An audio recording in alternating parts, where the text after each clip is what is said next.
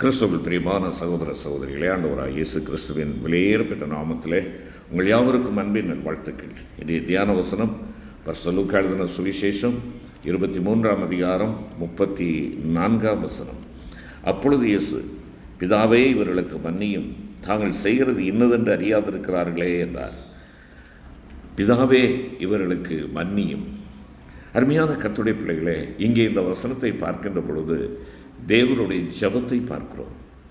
பிதாவில் ஆரம்பித்து பிதாவில் முடிக்கிற என் தேவன் கடைசி வரை பிதாவோடு ஐக்கியத்திலே இருந்தவர் இந்த நாளிலே பாவிகளின் மத்தியிலே இரட்சகராய் நின்று கொண்டிருக்கிறார்.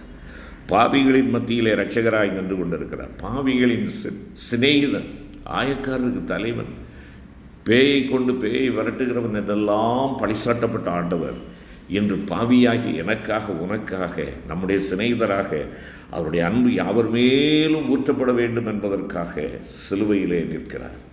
அவர் அன்பு யாவர் மேலும் ஒன்றுபோல் சிலுவையிலிருந்து வழிந்தோடுகிறதை இங்கே நாம் பார்க்கிறோம். ஆம், முதலாவது வசனம் பாவிகளின் மத்தியில் இரட்சகராக விளங்கினதையும் பாவிகளுக்காக மன்றாடியதையும் இங்கே நாம் பார்க்கலாம். பாவிகளின் மத்தியில் இரட்சகர், பாவிகளின் மத்தியில் இரட்சகராக இருக்கிற இவர் யார்? ஏசாயா 57:15 சொல்லுகிறது, பரிசுத்த ஸ்தலத்தில் வாசம் பண்ணுகிறவர். பரிசுத்த ஸ்தலத்தில் வாசம் பண்ணுகிறவர் பாவியின் சிநேகிதராக இங்கே நின்று கொண்டிருக்கிறார். அக்கிரமக்காரரில் ஒருவராக எண்ணப்பட்டவராக இங்கே நின்று கொண்டிருக்கிறார். ஏசாயா 53:12 அதைத்தான் சொல்லுகிறது. நம்மை சாபத்திலிருந்து நீக்கும்படியாக இங்கே நின்று கொண்டிருக்கிறார். நம் மீது விழுந்த ஆக்கினையை ஏற்றுக்கொள்ளும்படியாக, அந்த விடுதலையை கொடுக்கும்படியாக, சாபத்திலிருந்து நீக்கும்படியாக அங்கே நின்று கொண்டிருக்கிறார். சாபத்தீடான சிலுவையில் அறையப்பட்டவராய் நிற்கிறார். நீ நானும் அறையப்பட வேண்டிய சாபத்தீட்டான அந்த இடத்திலே என் ஆண்டவர் அந்த சாபத்தீடான சிலுவையிலே அங்கே நின்று கொண்டிருக்கிறார், அடிக்கப்பட்டவராய் இருக்கிறார். ஆம், யோவான் 19:18 கள்ளர் மத்தியில் அவர் அறையப்பட்டவராக இருக்கிறார். யோவான் 19:18 கூறுகிறது, அங்கே அவரை சிலுவையில் அறைந்தார்கள். அதோடு முற்றுப்பெறவில்லை அந்த வசனம். அவரோடே கூட வேறு 2 பேரை 2 பக்கங்களிலும் இயேசுவை நடுவிலுமாக சிலுவையில் அறைந்தார்கள். அருமையான கர்த்தருடைய பிள்ளைகளை, கள்ளர் மத்தியில், திருடர்கள் மத்தியில், அக்கிரமக்காரர்களுடைய மத்தியில், பாவிகள் மத்தியில், சாபத்தினாலே, அக்கிரமங்களினாலே சாக வேண்டிய நாம் நிற்க வேண்டிய இடத்துல என் ஆண்டவர் எனக்கும் உனக்கும் ரட்சிப்பை கொடுக்கும்படியாக இரட்சகராய் தொங்கிக் கொண்டிருக்கிறார். பரிசுத்தராக பாடுபட்டார். யார் என்னை பாவி என குற்றப்படுத்தக்கூடும் என்று சொல்லி யோவான் 8:46 கேட்டவர் இங்கே பாவிகளோடு பாவியாக சிலுவையில் அறையப்பட்டவராக நிற்கிறார்.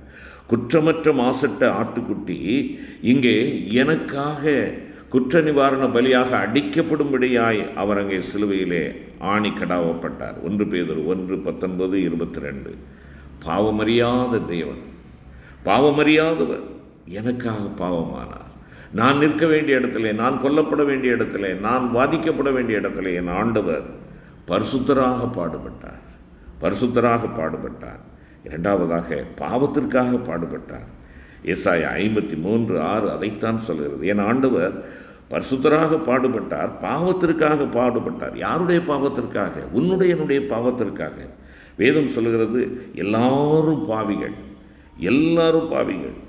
அந்த பாவிகள் பரலோக ராஜ்யத்திற்குள் பிரவேசிக்க வேண்டும் என்றால் இந்த பாவிகளுக்கான தண்டனை நிறைவேற்றப்பட வேண்டும். அந்த தண்டனையை தான் ஏற்றுக்கொண்டார், தான் ஏற்றுக்கொண்டார். நான் பாவி அல்ல என்று இந்த உலகத்தில் யாரும் சொல்ல முடியாது. சங்கீதக்காரன் சொல்லுகிறார் 51ஆம் சங்கீதம் 5வது வசனத்தில், இதோ நான் துர்க்குணத்தில் உருவானேன், என் தாய் என்னை பாவத்தில் கற்பந்தரித்தாள். என் தாய் என்னை பாவத்தில் கற்பந்தரித்தார். இந்த உலகத்தில் இருக்கிற எல்லாரும் பாவிகள். இதைத்தான் ரோமருக்கு எழுதுகின்ற பொழுது 7ஆம் அதிகாரம் 19-20வது வசனத்திலே பவுலடிகளார் குறிப்பிடுகின்ற பொழுது, ஆதலால் நான் விரும்புகிற நன்மையை செய்யாமல் விரும்பாத தீமையை செய்கிறேன்.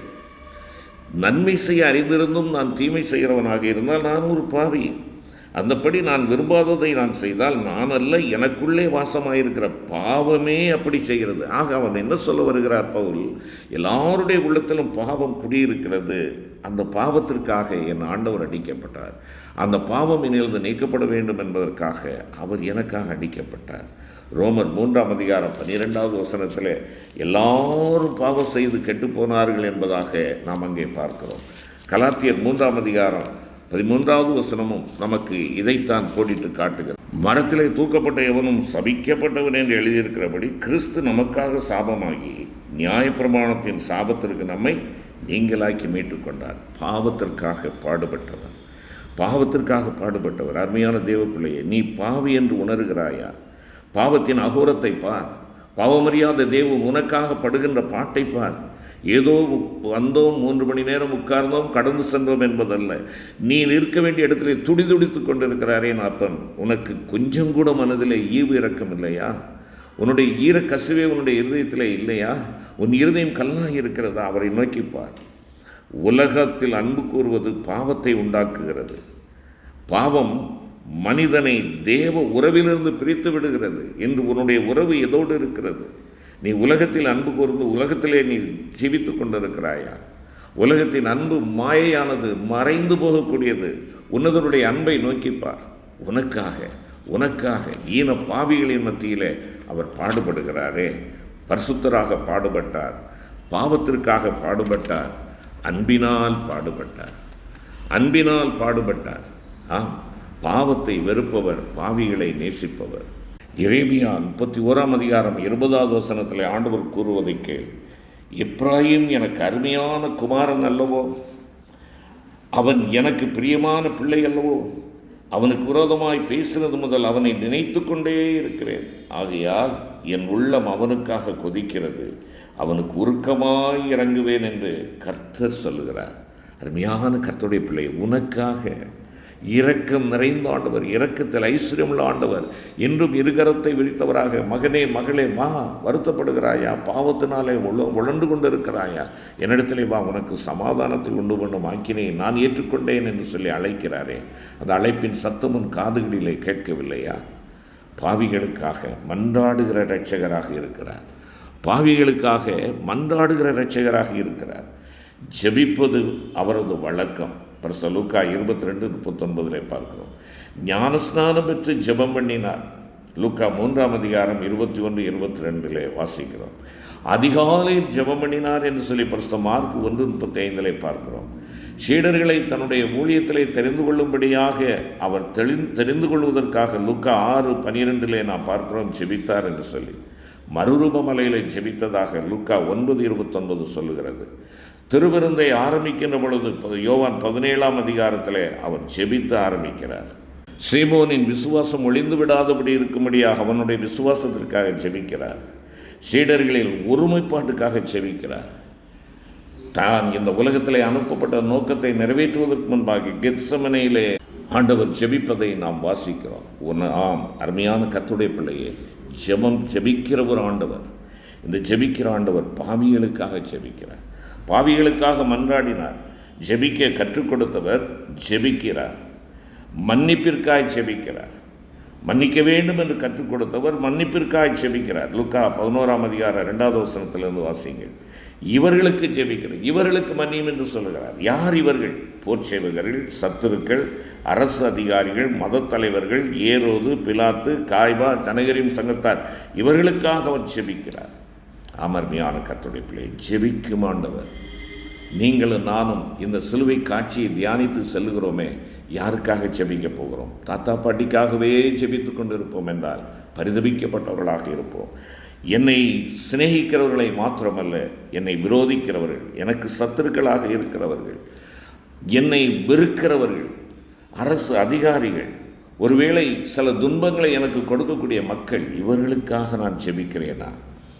ஜெபிப்பது மாத்திரமல்ல, பாவ மன்னிப்பிற்காக மன்றாடினார். ஆபேலின் ரத்தம் பழிவாங்க கூப்பிட்டது. ஆதியாகமம் 4ஆம் அதிகாரம் 10வது வசனத்திலே. ஆனால் என் ஆண்டவருடைய சத்தம் உன்னுடைய பழியை நிவர்த்தியாக்குகிறேன் என்று அழைக்கிறது. உன்னை மன்னிப்பேன் என்று சொல்லுகிறது. யூதர்கள் சிலுவையில் அறைய கத்துகிறார்கள். யோவான் 19:6 பார்க்கிறோம். ஆனால் பலிபீடத்தின் கீழே உள்ள ஆத்துமாக்கள் எதுவரைக்கும் பழிவாங்காமல் இருப்பீர் என்று கேட்கின்றார்கள். வெளிப்படுத்தல் 6ஆம் அதிகாரம் 10வது வசனம். கிறிஸ்துவோ தம்முடைய அளவற்ற அன்பினால் மன்னியும் மன்னியும் மன்னியும் என்று சொல்லி மன்றாடுகிறார். பாவிகளின் அறியாமையை காட்டி மன்றாடினார். அவர்கள் செய்கிறது இன்னதென்று அவர்கள் அறியாதிருக்கிறார்கள். அறியாமையினாலேயே செய்தார்கள். வசனங்களை அறியாது செய்தார்கள், அறிந்திருந்தால் கொண்டிருக்க மாட்டார்களே என்பதாக அவர்களுடைய அறியாமையை காட்டி அவர்களுக்கு மன்னியும் இறங்கும் என்று சொல்லி பிதாவினிடத்தில் மன்றாடுகிறார். அவர்களது அறியாமை என்ன? இயேசுவை கர்த்தர் என்று அறியவில்லை, கிறிஸ்துவை பற்றிய தீர்க்க தரிசன வசனங்களை அறியவில்லை, தங்களது பாவத்தையும் அதற்கு வரும் ஆக்கினை தீர்ப்பையும் அறியவில்லை. அருமையான கர்த்தருடைய பிள்ளையை இன்றும் உனக்காக மன்றாடுகிறார், உனக்காக மன்றாடுகிறார். 1 யோவான் 2:1 வாக்கு கடங்காத பெருமூச்சுகளோடு மன்றாடுகிறார். மன்னிப்பை பெற்ற நீ மற்றவர்களுக்காக மன்றாடுகிறாயா? சிலுவை எண்டையில் நம்பி வந்து நிற்கையில் பாவப்பாரம் நீங்கி வாழ்வடைந்தேன், எந்த நேரமும் எனது உள்ளத்திலும் பேரானந்தம் பொங்கி பாடுவேன் என்று சொல்லி நீ ஆண்டவருடைய சமூகத்திலே ஓடி வந்து நீ முறையிட மாட்டாயா? ஜெபிப்போம். கிருபை நிறைந்த ஆண்டவரே, பாவிகளின் மத்தியிலே சிலுவையிலே அறையப்பட்டவராக நிற்கிற இரட்சகா, பாவிகளின் மத்தியில் நீர் அக்கிரமக்காரர் ஒருவராக பரிசுத்த ஸ்தலத்திலே வாசம் பண்ணுகிற நீர் பாவிகளுடைய மத்தியிலே நிற்கிறவராக காணப்படுகிறீர். எங்களை சாபத்திலிருந்து நீக்க சாபத்தீடான சிலுவையில் நீர் உம்மை ஒப்பு கொடுத்தீர். கள்ளர் மத்தியில் அறையப்பட்டீர். நாங்கள் எங்களுடைய திருட்டுத்தனம், பொய், களவு, கபடு இவைகளிலிருந்து எங்களை மீட்கும்படியாக நீர் கள்ளர் மத்தியில் அடிக்கப்பட்டீர். பரிசுத்தராய் பாடுபட்டவர், பாவத்திற்காக பாடுபட்டவர், அன்பினால் பாடுபட்டவர், எங்களுக்காக மன்றாடுகிற இரட்சகராக நீர் இருக்கிறீர். பாவிகளுக்காக மன்றாடினீர். நாங்களும் விரோதிகளுக்காக, சத்துருக்களுக்காக, மற்றவர்களுக்காக நாங்கள் ஜெபிக்கும் ஆண்டவரே, அந்த ஜெப சிந்தையை எங்களுக்கு தாரும். நாங்கள் பழி வாங்குகிறவர்களாக அல்ல, நேரம் பார்த்து சமயம் பார்த்து நேரம் தருணம் கிடைக்கும் என்று சொல்லி பழி வாங்க பகையை வெளிப்படுத்துகிறவர்களாக நாங்கள் அல்ல. ஆண்டவரே, மன்னியும் என்று சொல்லி கூப்பிடுகிற பிள்ளைகளாய் நாங்கள் காணப்பட தேவரீர் எங்களுக்கு கிருபை தாரும். நாங்கள் எங்களுடைய அறியாமையினாலே உம்மை அநேக தர நாங்கள் சிலுவையில் அறைகிறோம். அந்த அறியாமையை நீக்கி வேத வசனத்தினாலே உங்களுடைய உள்ளங்களில் இருக்கக்கூடிய இருளெல்லாம் நீங்கவும் இருதயம் கொழுந்து விட்டு எறியவும் எங்களுக்கு கிருபை தாரும். இரட்சகா, நம்பி வந்து நிற்கிறோம். பாவப்பாரம் நீங்க வேண்டும், நாங்கள் வாழ்வடைய வேண்டும் என்பதற்காக வந்து நிற்கிறோம். எங்களை மன்னித்து ஆட்கொண்டருளும். எங்கள் ஆண்டவர் இயேசு கிறிஸ்துவின் மூலம் வேண்டிக் கொள்கிறோம் நல்ல பிதாவே. ஆமென்.